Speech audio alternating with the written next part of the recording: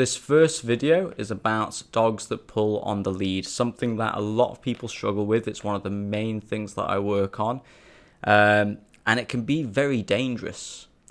And it comes about for a number of reasons, okay? One, bad communication, the wrong tools, not enough work on obedience and teaching the dog about leash pressure and things like that. So, one of the worst things is a harness for this, because a harness is supposed to make dogs encourage pulling. It encourages pulling. So when people use a harness and they want control, they don't get control.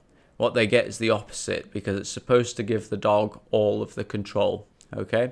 Now that's fantastic. If you're doing an exercise like, you can see in the background here, Luna's wearing a harness. She was pulling me on a skateboard. If you're doing something like that, or if you're doing like a tracking exercise, then it's perfect, because it will allow the dog to pull, and it will allow the dog to put their head down to the ground and do everything that they need to do, basically. Now, in a control situation where you need control, because you're on the street, there's cars around, there's other people around, there are dogs, then a harness is going to be the worst thing for that. And what you really want is something that you can put on the dog's neck, and preferably something that you can get on the dog's neck nice and high, okay? The higher you are, the more control you're going to have, which is why I like my slip leashes, or any slip leash for that matter, because you can get it up high, and then it's easy to guide the dog. It's easy to keep control. It's easy to keep the dog's head off the ground so that they don't go into that kind of tracking mode, or they don't go into like picking up pieces of pizza off the side of the pavement or anything like that, right? So it'll give you much more control.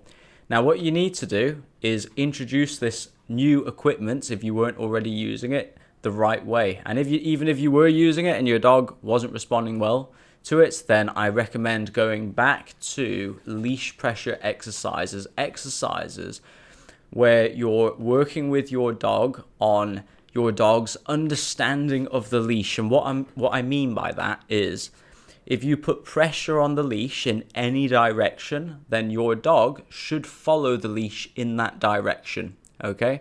If they don't do that, then go back to doing simple exercises, using food, applying pressure, waiting for your dog to follow the leash, loosen the leash as soon as they come your way, mark and reward. We'll get into marking and rewarding in some later videos, but that's what you would need to do in a nice, easy environment to start to teach your dog about the leash, about leash pressure, so that they have a very good understanding of that, okay? Okay guys, hope that helps.